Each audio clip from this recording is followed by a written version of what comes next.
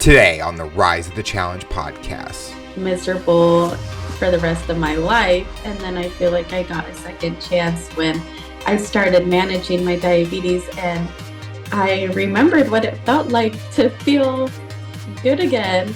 And I just didn't want that second chance to kind of be for nothing. And so I started sharing my life online, and people would reach out to me and be like, oh, I never thought I could do that. Welcome to the Rise to the Challenge podcast. Joined today, she's a type 1 diabetic lifestyle influencer. It's Paloma Guerrero. How are you doing today, Paloma? I'm doing well. Happy to see you. We're so excited to have you on the show to talk about your rise to the challenge. What we like to do with all of our guests is go right to the beginning. Talk about where you're from and what you like doing growing up. I live in Arizona. I like to call myself Miss Arizona because I was born and raised here, and I will just never leave. But yeah, I grew up in a small town on a chicken farm, and yeah, just lived a quiet life up until now. Now I'm a city girl. What did you like about that farm life? Did you like it, or was it challenging at times being on the farm? I did not like it. I always like had big city dreams, and always was like had like stars in my eyes. And as soon as I turned 18, I moved to San Diego. And once I got like the dream I always wanted, I'm like, well, actually, I really like the farm life and the simple life. And I like went back to Arizona. What about Arizona is something that you think is special? Something that maybe people don't know about a hidden aspect of Arizona? Well, I'm such like an outdoorsy girl, and it's just the weather is so good most of the year, and just you're surrounded by mountains and beautiful scenery, and I just always feel like I'm in like a postcard. Well, you did post something about the weather being cool, but your dogs had to go outside. Is there like a spot that you enjoy going outside to? Like you talked about the mountains. Like we all have that certain spot that we enjoy going to. Yeah, you might not think that Arizona has much water, but there's a lake here that I really like, and I go hiking there, and it's a lake nestled amongst the mountains, so it's the best of both worlds. As you're growing up, who are the biggest influencers for you or motivators or people that you inspired by? Ooh, I've never been asked this. Um, I don't know. I think probably just like my big sister. She's like 8 years or 7 years older than myself, and we have literally nothing in common. And, we were never like friends as kids or younger, but, you always have stars in your eyes for your older siblings.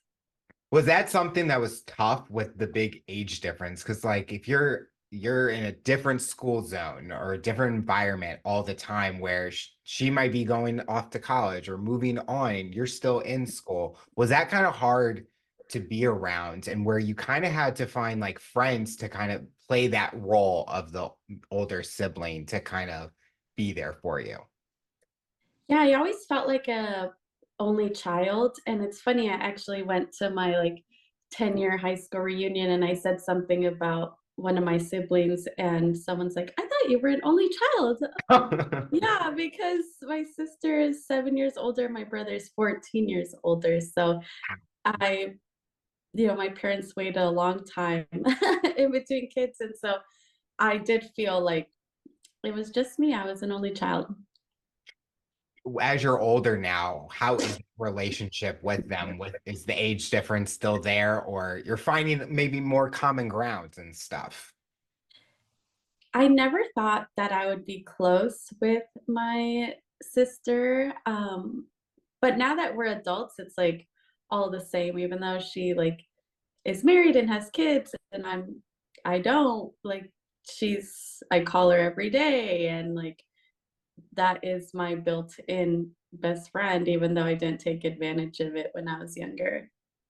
I grew up as an only child, so I had to think about my friends and all of that. Even as I'm getting older, it's like, okay, friends, you're gonna be that sibling for me, even though I don't have any. Yeah. So it's like I treat them like that, but to me, it's like they know that it's coming from a good place. Like I'm Yeah. asking for it because I don't have that person. And my parents always will blame each other, like, oh, my dad didn't want more kids. My mom, like, it was both your guys' decision, Oh not my one or gosh. the other. Yeah, my parents actually like flipped a coin to see if they were gonna try to have me, and my dad won. So here I am. I don't know if that's a good thing to hear that because of a coin flip. Yeah, I'm like, well, now I know how my mom feels about me. Just kidding. But That here I am. that fun question we're asked growing up is what is that dream job? Where you are today might not have been what you wanted to do when you were growing up, or it could have been. But what was that dream job that you were always wanting to do? I always wanted to be in the fashion industry, and that is what I went to college for. Went to the Fashion Institute of Design, and then I did work in the industry for like I think 8 years. And on my last year of working in the industry was when I was diagnosed as an adult. So I got diagnosed while I was working in the industry, and it was just really tough to like finally achieve like my dream job and get what I always was working towards, and then be diagnosed with diabetes and felt like my whole world was like falling apart. But luckily, I started Glitter Glucose on Instagram, and from there, it was just like perfect timing of the influencer world was just emerging. Like back then, influencer wasn't even like a term people used. But I started sharing my life online and eventually started making money from it. And I'm like, okay, I got my dream job in the fashion industry that I always wanted, but I have this on the other end that could really turn into something. I don't know what, but could be something. So let me put my all into this and see where it goes. Was there any specific moment or item that played a big role that influenced your fashion love and passion? No, I just was always like a girly girl and wearing big fluffy dresses, even on the farm. And I remember like in preschool, I would wear these big fancy dresses, and the teacher told my mom that I couldn't wear that anymore because the other girls were like jealous. And my mom was like, no, she's still gonna wear whatever she wants to. And that I think like even though I have that memory, even though it's from preschool, but I think back and think like, what if my mom wouldn't have said that? And that could have changed the trajectory of my future.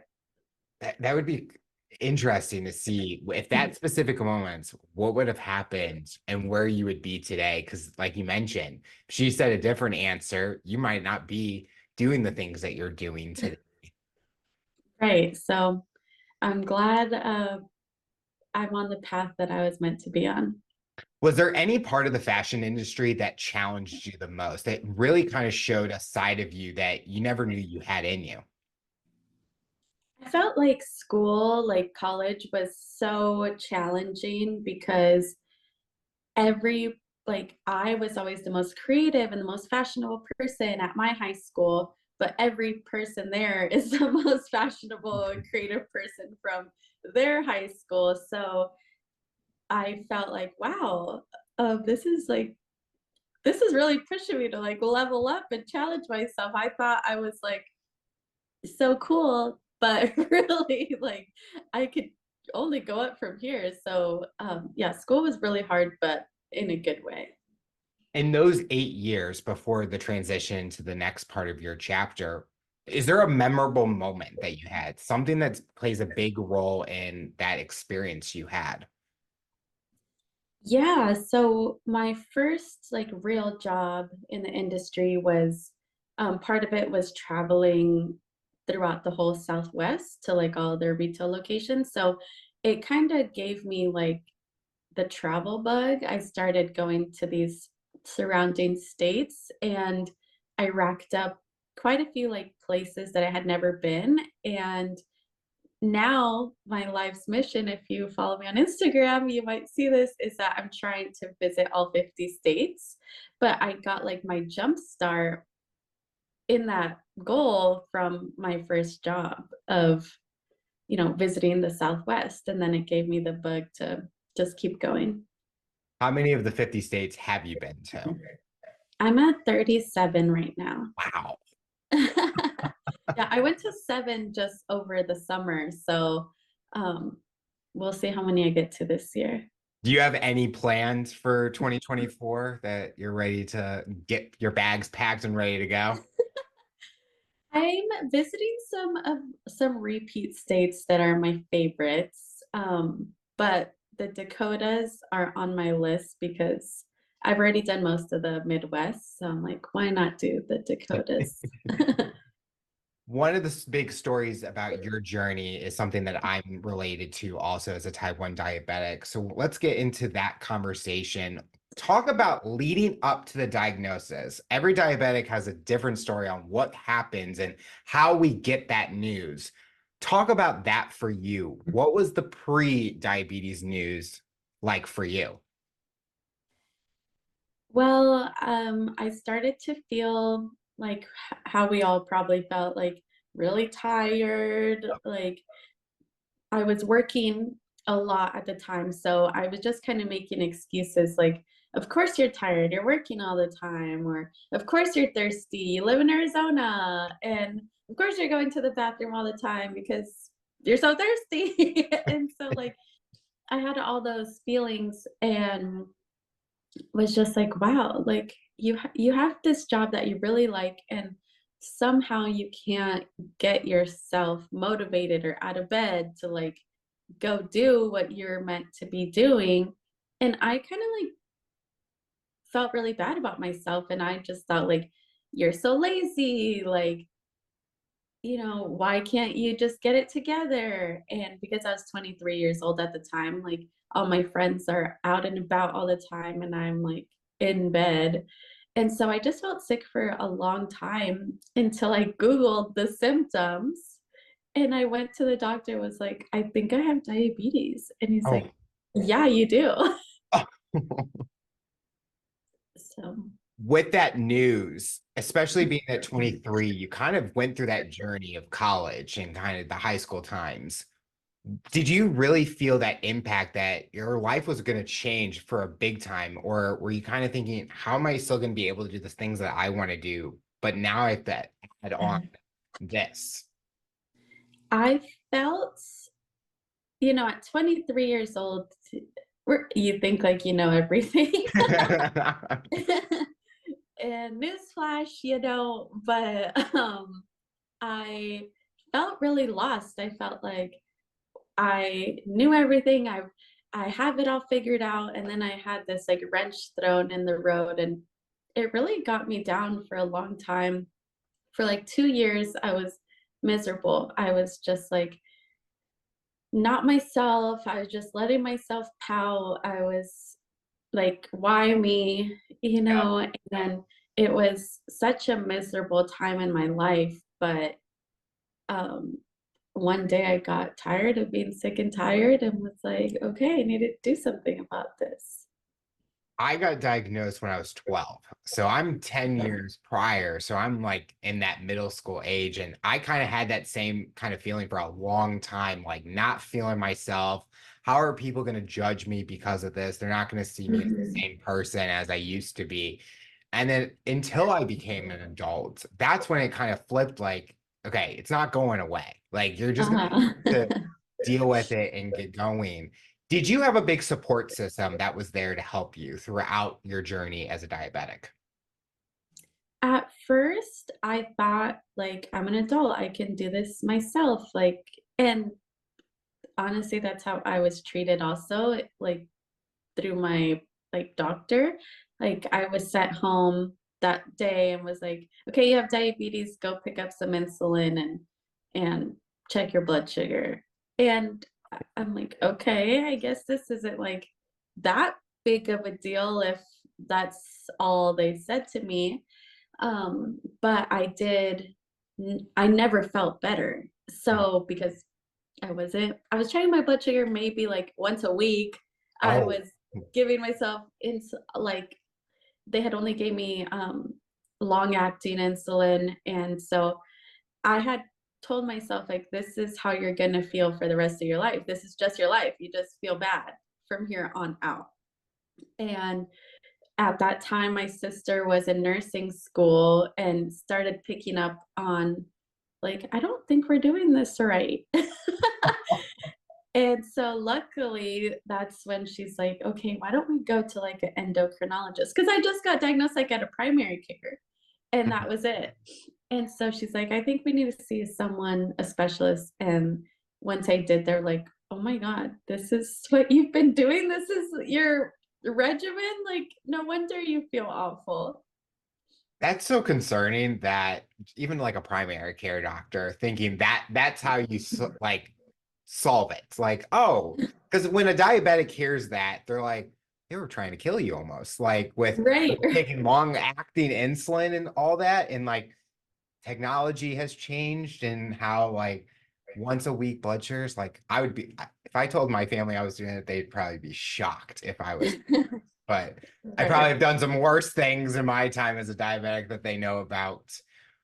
With what you do now, especially traveling, plays a big part in taking care of diabetes. How has that challenged you? But what has it done to make you excited to show other diabetics that follow you? Nothing can stop you just because of this by having diabetes. You can go out there and do whatever you want. What's that been like for you? That's what really motivates me to keep going is the fact that I really thought that my life was kind of over and that I was going to feel miserable for the rest of my life. And then I feel like I got a second chance when I started managing my diabetes and I remembered what it felt like to feel good again.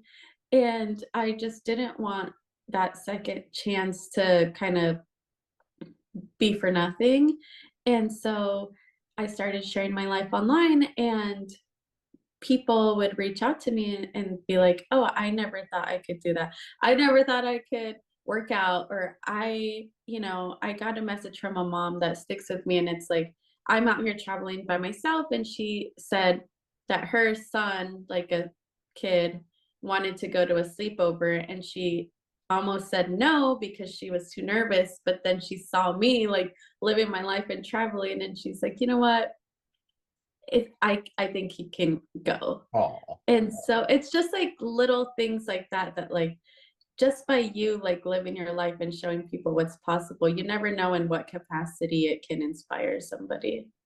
do you feel the pressure having that online presence and kind of having trying to figure out, oh, I have to be perfect? Or do you like to show the vulnerability and show that it's not always 100% perfect? I used to feel a lot of pressure before because so obviously my online handle is glitter glucose, which is diabetes, a Yeah. diabetes persona. And when I first started the persona, it was 100% diabetes. And so 100% of my followers lived with diabetes. And then it kind of happened where I would just talk about diabetes. And I did feel that pressure of like, I have to show like everything, related to diabetes and I can't talk about anything else. But at some point, my audience was like, okay, we get it. Like, you have diabetes, we have diabetes. Like, what else about? And it opened a door for me to just share anything. And I honestly don't even talk that much about diabetes on my platform anymore.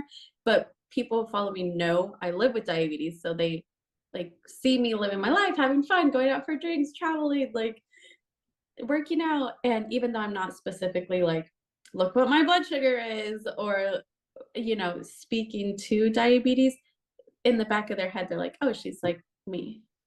Yeah. it just shows that like we're all human. And yeah, we have this one thing going on, but we're still out there living our lives. It's like, it's kind of like, I think the diabetes community is so valuable nowadays with everyone sharing what they're doing to kind of, like you're doing, inspiring people to go live out their lives as a normal human being. Just, we have a condition we have to take care of. And Mhm. we see athletes, we see actors, musicians, influencers. We're all doing everything out there. Yeah, and I kind of look at it as, now my audience is probably like 50% people with diabetes, 50% like, people who don't live with diabetes, but everybody has something in their life that could be a crutch, whether it's an illness, whether it's like mental health, whether it's like a divorce, whatever it may be, there's everybody has something that could get in the way of them living their full potential. And I want to show people that, like, whatever it is that's in your way, like, you can live beyond it.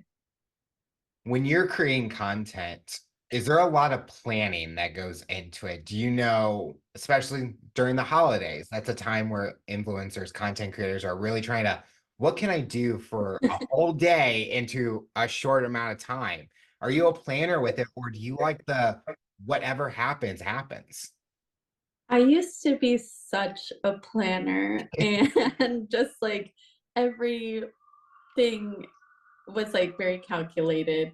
And I think after COVID, like I kind of just gave up on the planning because there wasn't really like anything going on. And then I've just kept that like lackadaisy mentality. And because I'm not really like trying to necessarily educate in a traditional sense of like, here's what happens with, diabetes or whatever. It's like, here's what happens when a girl travels by herself across the country.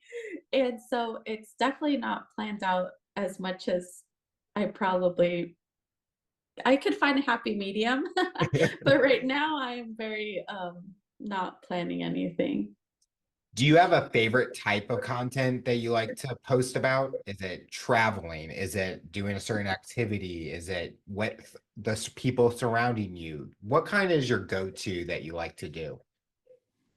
I really like to post outdoor things because I wasn't always like an outdoor girl, and I was always like thinking like I could never be that girl that goes hiking. I could never even think about paddleboarding or, like those situations I never would have found myself in. And so I want to show people like if I can do it, you can do it. So that's definitely my favorite thing to post about.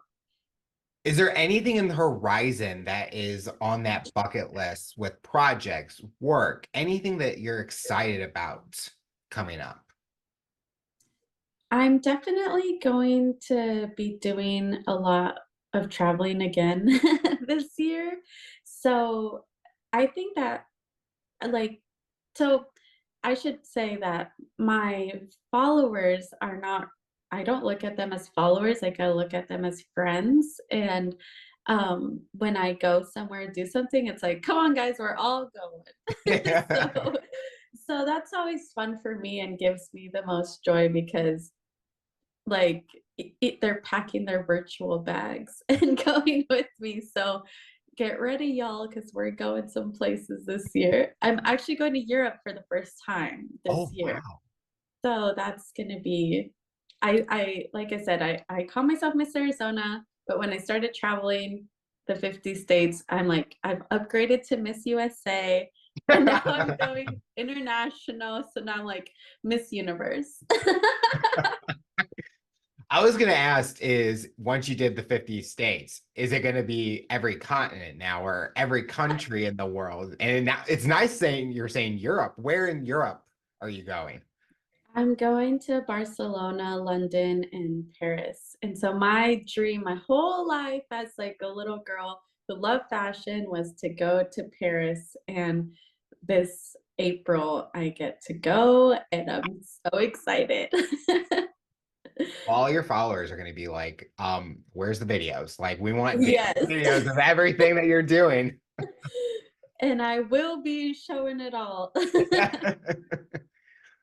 Something our listeners like is you talked about the journey you've been on, being a love for traveling, a digital content creator, a diabetic. But what are some things that maybe your followers don't know about you? Stuff that you enjoy that they haven't seen you post or you do with your loved ones or anything that maybe people would be shocked to know.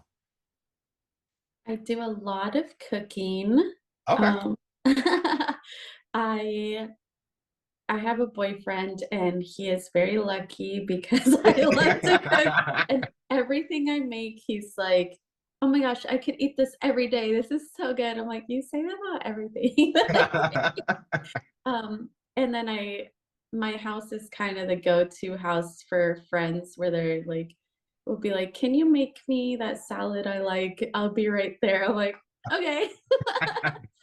So that's how I really show love is by cooking and making people feel special that way. So now you're going to make a cooking platform now.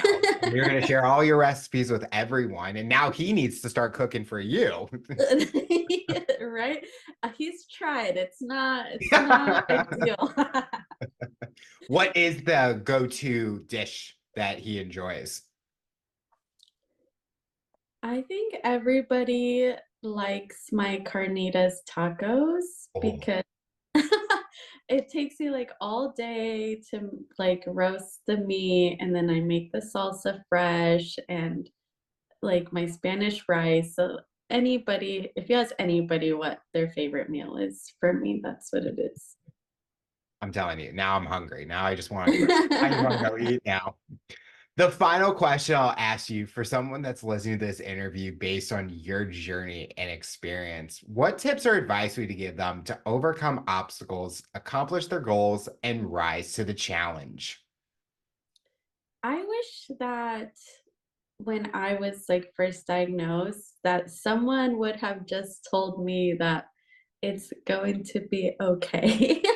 And that may seem very basic, but when you're in it or when even not at diagnosis, but just anytime you're having a tough time with diabetes, because there's literal ups and downs, but also like mental ups and downs and times where you're in a good place or times where you're in burnout. And at the end of the day, like it's always going to be okay. Like, we are essentially acting as an organ for ourselves. So we have to give ourselves a little grace and think about, wow, everyone else here is walking around with their pancreas working. And we have to do the job ourselves. So we need to give ourselves some grace. Well, Paloma, I want to thank you so much for coming on the show and talking about your rise to the challenge. You're inspiring so many people, and we are excited to see what the future looks like for you. Thanks for having me.